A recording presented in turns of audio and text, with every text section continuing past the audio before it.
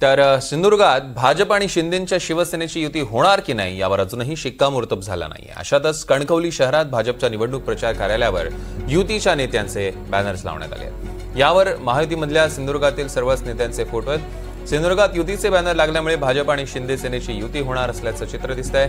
मात्र अजून कोणीही या संदर्भात अधिकृत माहिती दिली नसली तरी नवीन सुरू झालेल्या कार्यालयाबाहेर हे बॅनर्स सध्या झळकत आहेत।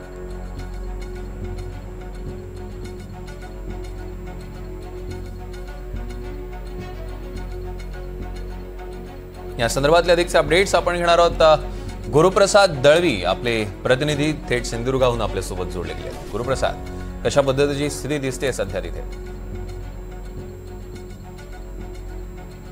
सौरभ, एकंदरीत आपण पाहतोय खरं तर सिंधुदुर्ग जिल्ह्याची जी काही समीकरण आहेत ती फार वेगळी आपल्याला पाहायला मिळतात। कारण याचं कारण जर बघायचं झालं तर त्याच्यामध्ये असं आहे की 2 दिवसापूर्वीच आपण पाहिलं होतं ठाकरे सेना शिंदे सेना हे कुठेतरी एकत्र येणार होते आणि त्यांची बैठक देखील झाली असे देखील आपण चर्चा ऐकली होती। परंतु ह्याला कुठेतरी आता वेगळे फाटे फुटत आहेत। आता तसं बघायला गेलं तर खासदार नारायण राणे असतील यांनी 2 दिवसापूर्वी देखील घेतली होती।